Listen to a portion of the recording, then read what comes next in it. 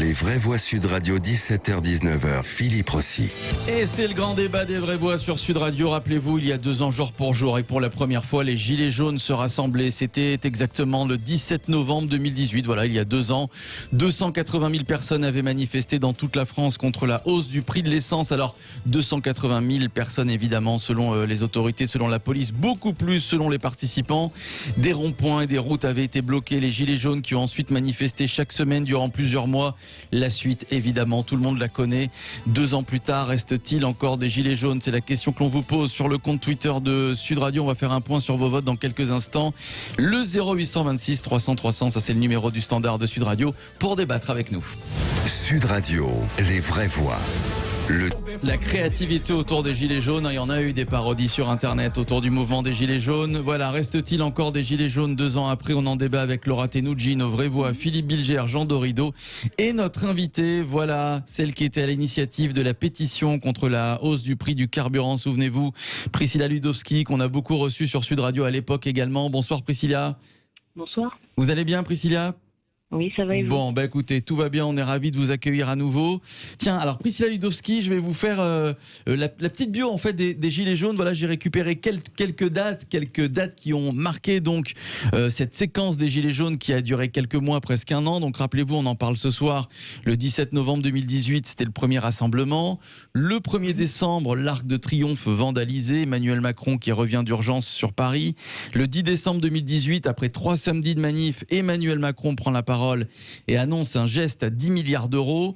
Le 26 janvier 2019, Jérôme Rodriguez perd son œil. Le 15 janvier, le lancement du grand débat national, voilà, qui a duré plusieurs mois. Et puis mars 2019, la violence continue. L'acte 18, particulièrement le 16 mars 2019, qui avait été marqué par une nouvelle flambée de violence à Paris, sur les Champs-Élysées. Notamment, rappelez-vous, l'exécutif qui avait pris une batterie de mesures pour la sécurité, notamment le gouvernement avait interdit les manifestations dans les quartiers les plus touchés en cas de présence d'ultra, donc ces fameux casseurs. Priscilla Ludowski, sur toutes ces dates que je vous ai citées, voilà, quelle est la date, quel est l'événement qui vous a le plus marqué, Priscilla? Alors je dirais qu'il en manque des cruciales. Je commencerai plutôt par le 27 novembre, on avait été reçu par l'ancien ministre de la Transition écologique, François de Rugy, avec à qui on avait remis un certain nombre de revendications, puisque suite à ma pétition, j'avais fait un sondage qui avait brassé 45 000 votes, et on a synthétisé ces résultats et on les a remis en main propre à François de Rugy, à qui on a dit votre ministère n'est plus le seul concerné, puisque étant donné le temps qu'ils avaient mis à répondre à ma pétition, qui avait été lancée en mai 2018, et j'ai eu une réponse du président et de son équipe en décembre, mais en l'occurrence, vu le temps qui s'était écoulé, les débats ont eu le temps de se faire et son ministère n'était plus le seul concerné. Donc à l'occasion de cette rencontre, on a demandé à voir quelqu'un d'autre qui brassait beaucoup plus de sujets, et on a été appelé 3 jours plus tard, donc toute fin novembre, pour rencontrer le Premier ministre. Donc deuxième date importante dans l'historique. Édouard Philippe. Édouard Philippe à l'époque. Et donc on n'avait pas été, parce qu'il n'avait refusé, son cabinet avait refusé de me recevoir avec les caméras, avec les journalistes. Et il nous avait demandé de rentrer par derrière, par la petite porte. Donc voilà pourquoi on avait refusé. Et l'autre grande date importante, c'est l'organisation du vrai débat, qui a duré 33 jours, qui a recueilli 1 million de votes sur 25 000 propositions. La fameuse plateforme. Avec le recul, avant de donner la parole à nos vraies voix, Priscilla Ludowski, est-ce que vous avez des regrets sur cette séquence Gilets jaunes qui a duré plusieurs mois? Si c'était à refaire. Des regrets, non, pas de regrets. Je suis plutôt attristée par le fait qu'on ait des personnes qui ont été mutilées. Elles n'ont pas été poursuivies pour quoi que ce soit, donc rien ne justifiait. Et quand bien même elles avaient été casseurs, par exemple, ça ne justifie pas de perdre un œil ou un membre, quel qu'il soit. Mais en l'occurrence, c'était pas le cas, puisque ils sont libres, mais ils sont handicapés à vie. Et rien que pour ces personnes-là, c'est quand même assez révoltant de voir que le président n'a jamais voulu nous recevoir après ça. Pour qu'on puisse le remettre, les synthèses du vrai débat notamment. Voilà, effectivement, les violences policières qui font partie intégrante de cette parenthèse Gilets jaunes. Philippe Bilger, qu'est-ce que vous retenez, vous, de ces quelques mois de Gilets jaunes? On a reçu beaucoup sur Sud Radio, on vous a beaucoup donné la parole.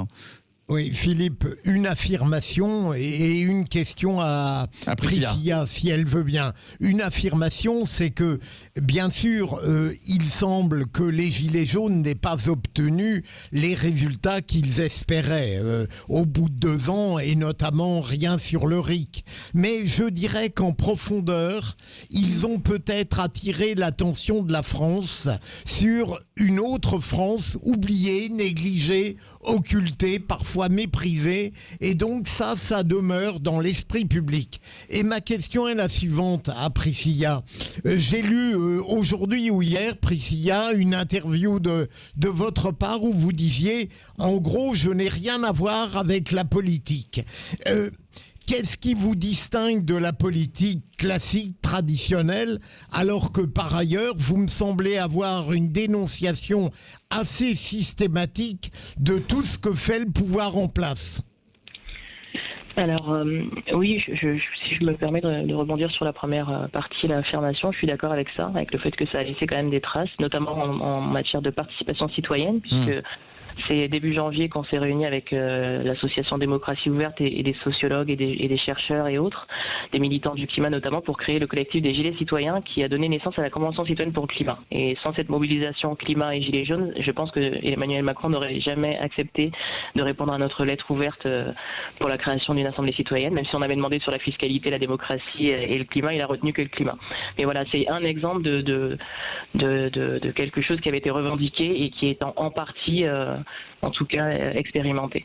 En ce qui concerne la seconde partie, je ne sens pas mes propos exacts parce que je ne me vois pas dire ça de cette manière-là, mais en tout cas, effectivement, je remets en cause la manière dont la politique est faite aujourd'hui. C'est la course au pouvoir, c'est la course au présidentiel, c'est des programmes qui ne reflètent pas toujours ce que les gens demandent, puisqu'on a eu toutes les plus grosses mobilisations ces 2 dernières années, toutes les plus grosses marches, toutes les luttes de ces dernières années ont été intensifiées sur ces 2 dernières années, donc ce qui démontre quand même qu'il y a quand même des dysfonctionnements.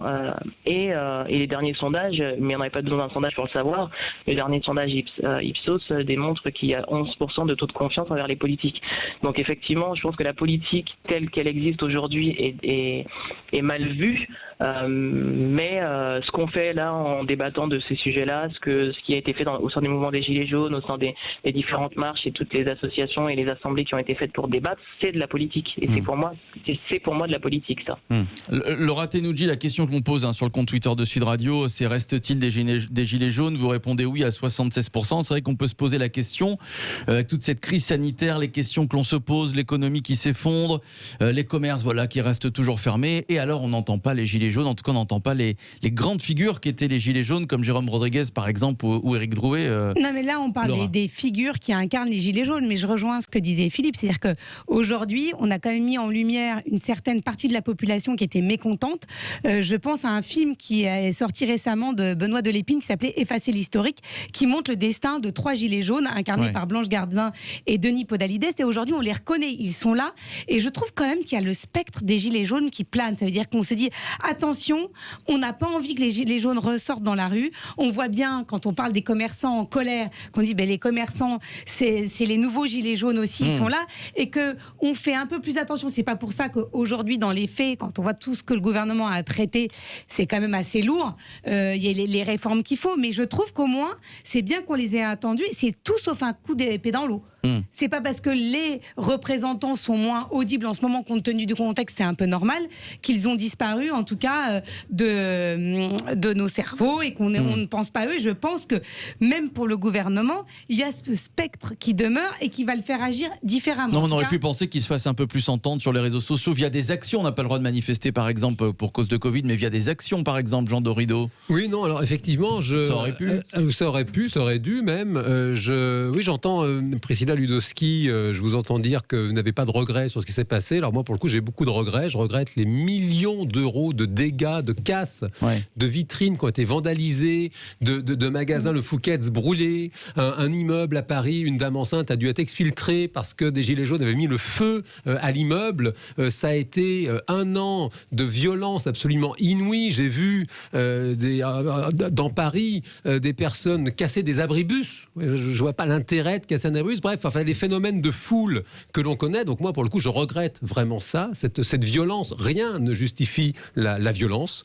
La colère est tout à fait audible. Maintenant, rien ne justifie la violence. Et les Gilets jaunes, je pense, ça leur a fait beaucoup de tort. Ça a été mais c'est une mouvement minorité aussi. C'est une minorité, Jean. Tout le monde n'était pas pour la violence. Merci Laura. Je distingue les Gilets jaunes des ronds-points qui manifestement ont vécu quelque chose de très citoyen, avec vraiment de la connexion sociale. Voilà, ça c'était très bien. Maintenant, moi je vis à Paris. Moi j'ai vu Paris se barricader. Tous les samedis. La flamme du soldat inconnu, le seul jour où elle n'a pas été ranimée, c'était le 1er décembre. Donc ça, je le regrette. Et à l'arrivée, on n'a absolument rien. Un silence assourdissant. La France va mal et les Gilets jaunes, en fait, n'existent pas. Je vous entends dire nous, Priscilla Ludowski. Je me demande bien ce que vous mettez derrière ce nous, puisque j'aimerais savoir quel point commun vous ressentez par rapport à Éric Drouet, Priscilla Ludowski, pour répondre à Jean Dorido et donc sur ces casseurs, parce qu'on peut le dire, vous vous êtes fait voler la manifestation et les revendications par la violence des casseurs qui vous décrédibilisaient chaque semaine. Il y a eu des gilets jaunes mais il y a eu aussi des gilets jaunes, tout à fait, vous avez raison Philippe Bilger. Priscilla. Alors ça fait beaucoup de choses, on va essayer de rebondir sur tout ce qui a été dit. Sur la casse. Alors sur la casse, je pense qu'on l'a dit, redit, et ça fait peut-être plus de 2 ans que je le répète maintenant, donc évidemment c'est pas tout le monde qui agit de la même manière, et en l'occurrence, moi j'ai déjà entendu des gens me dire, écoutez, moi je n'ai plus rien à perdre, donc voilà, vous dites les gens sont en colère, il y avait une minorité de personnes qui avaient décidé de faire de la casse, moi j'ai envie de vous dire qu'il y a des gens qui sont en colère et qui disent, ma colère c'est ça. Voilà. Est-ce que vous l'encouragez ? Mais j'ai aucune raison d'encourager de la casse, ça n'a pas de sens. C'est simplement que ça existe. C'est simplement que ça existe et que je pense que ça a été tellement intense de manifestation et tellement éparpillé sur toute la France que c'était beaucoup plus visible que lorsqu'on a connu ces dernières années une manif un week-end avec de la casse et puis on n'en parle plus. Là effectivement de manière répétée tous les week-ends et sur 1 an et un petit peu plus, oui ça c'est beaucoup plus visible et c'est beaucoup plus gênant et c'est beaucoup peut-être choquant aussi pour beaucoup de personnes, mais j'ai entendu de tous les discours, mais au sein même de la population et on parle pas de jeunes de banlieue comme ça a souvent été le cas, comme étiquette collée sur les jeunes de banlieue comme quoi ils cassaient. Là j'ai entendu des gens dire qu'ils cassaient, ils avaient 60 ans, ils avaient 20 ans, ils avaient 30 ans, ils avaient tous les âges. Enfin, je veux dire, faut savoir l'examiner. Ça, je veux dire, moi j'ai rencontré beaucoup de sociologues au sein des manifestations qui restaient là et discutaient avec tout le monde pour comprendre. Il faut qu'ils lisent Gustave Lebon, Psychologie des foules. Vous comprendrez très facilement. Faut essayer de comprendre les gens.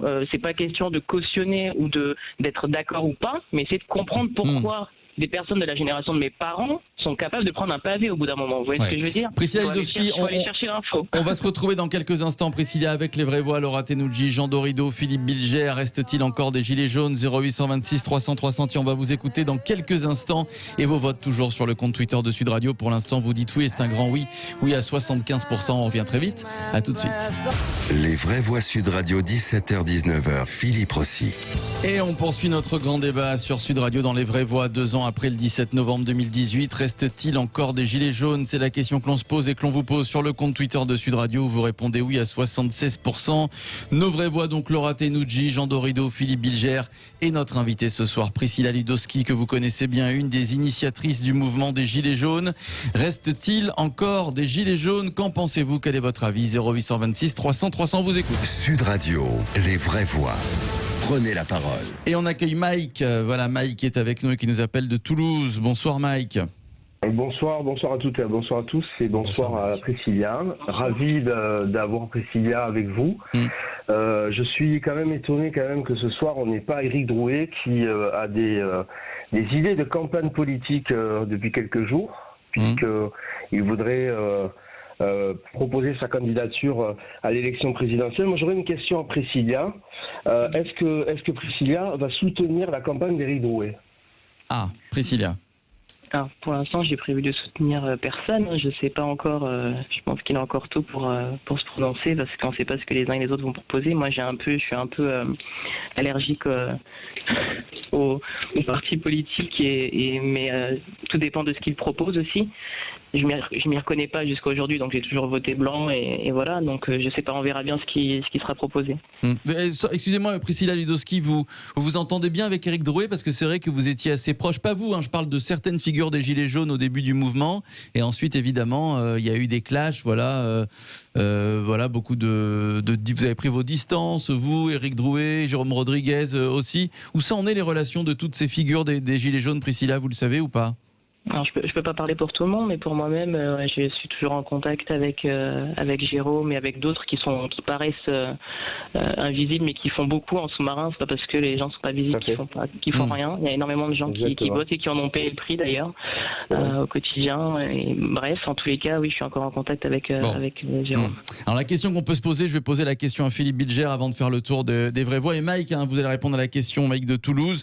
Après le Covid et la crise sanitaire, est-ce que le mouvement des Gilets jaunes pourra renaître? Philippe Bilger, qu'est-ce que vous en pensez? Moi, je ne crois pas, dans la mesure où on a eu durant 2 ans une extraordinaire effervescence qui a été caractérisée également par ce qu'a dit Jean Dorido tout à l'heure, mais je reste sur mon point de vue initial, c'est-à-dire que comme les Gilets jaunes avaient été qualifiés de plus qu'une émeute, moins qu'une révolution par François Sureau, je trouve que c'est très juste. Mais il y a des choses, comme l'a également dit Laura, qui restent dans l'esprit public comme une sorte peut-être de mauvaise conscience qui fait que les Gilets jaunes sont toujours à notre horizon, en tout cas les thèmes, les désespoirs, les attentes qu'ils ont formulées, et au fond ils ne disparaissent pas du champ intellectuel si apparemment ils ont disparu du champ politique.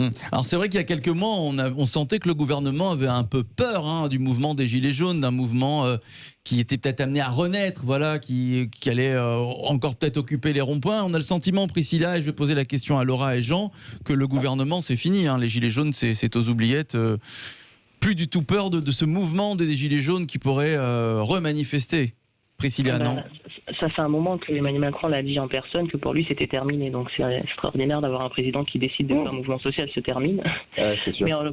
Mais bon, en tout cas, pour moi, on dit beaucoup les Gilets jaunes, est-ce que c'est fini, est-ce que c'est pas fini, etc. Mais les Gilets jaunes, ce sont d'abord des citoyens et des citoyennes, des gens qui bossent, il y a des petits chefs d'entreprise, il y a des pères et des mères de famille, ce sont nos voisins. C'est pas une question de Gilets jaunes ou pas de gilets jaunes, c'est qu'est-ce que ça a apporté dans le débat public, et le débat public il est encore présent, et puis les dysfonctionnements qui ont été dénoncés par les gilets jaunes ont été exacerbés par la crise sanitaire. Donc il y a beaucoup de gens qui voient la nécessité d'apporter un certain nombre de changements soit au niveau du système politique, ou soit de tout ce qui tourne autour de la santé, du pouvoir d'achat, peu importe, ce sont des thématiques qui resteront dans le débat public tant qu'elles ne seront pas résolues, quoi. Allez, pour conclure, Laura après, Tenoudji. quand vous dites est-ce que c'est la fin des Gilets jaunes, c'est sûr que si demain, après la crise sanitaire, on voit descendre dans la rue les Gilets jaunes, et que les commerçants qui ont souffert pendant 3 ans se reprennent des manifestations, après il y a peut-être un autre moyen de se faire entendre que de descendre dans la rue, et comme le disait Jean très justement, que ça engendre énormément de casse. Jean. Alors je suis tout à fait d'accord, mais dans ce cas-là, je suis tout à fait d'accord avec ça, et c'est pour ça, je pense qu'il aurait fallu que le président entende la nécessité de créer le RIC, entende la nécessité de créer des assemblées citoyennes, puisque les gens ont besoin de participer, puisqu'ils n'ont plus confiance. Quand on refuse de mettre ce type d'outils en place, malheureusement, les gens après vont aller dans la rue. Tous n'iront pas casser. Mettons en place des outils démocratiques qui permettent aux gens de s'exprimer depuis leur salon, j'ai envie de dire. Jean Dorido. Oui, non, c'est-à-dire que, si vous voulez, c'est très spécial. La sociologie des Gilets jaunes est très particulière. On voit bien, là, typiquement, il y a quelque chose de social, certes. Pour autant, il y a autre chose par rapport à la France des centres-villes et la fameuse France des territoires. Parce que je parlais de Paris tout à l'heure. Maintenant, on a eu la même chose dans les grandes villes, à Bordeaux, à Toulouse. Même, je me souviens, à Rouen. J'étais dans un week-end à Rouen. Je voyais les Gilets jaunes dans le centre-ville. Et c'est vrai que ça manque, ça ne peut pas continuer sous cette forme-là, parce qu'il n'y a pas de forme, précisément. Je vous écoute attentivement, Priscilla Ludowski, je vous entends parler de mettre en place des outils démocratiques. La France peut être fière de ses institutions, elles existent, peut-être qu'elles vont mal en ce moment, il y a une crise de confiance des politiques, c'est sûr. Maintenant, j'aimerais que des personnes comme vous participent à restaurer la confiance. Je vous entends me dire que vous avez toujours voté blanc, peut-être que votre camarade Éric Drouet, son initiative est louable, parce qu'au moins il mouille le maillot, il prend le risque de soumettre des propositions au suffrage courage des Français. Et c'est manifestement ce qui manque aux Gilets jaunes, c'est qu'il n'y a pas de structure, il n'y a pas vraiment de réalité politique et sociale derrière ces casses et ces violences. Merci Priscilla Ludowski. C'était le mot de la fin de Jean Dorido, une des initiatrices du mouvement des Gilets jaunes. Voilà Priscilla Ludowski qui était avec nous pour débattre. 2 ans après, reste-t-il encore des Gilets jaunes? Beaucoup de votes sur le compte Twitter de Sud Radio et un grand oui à 76%. J'aimerais remercier Mike qui nous appelait de Toulouse et qui a débattu avec nous. On va tout de suite passer au clin d'œil des vraies voix.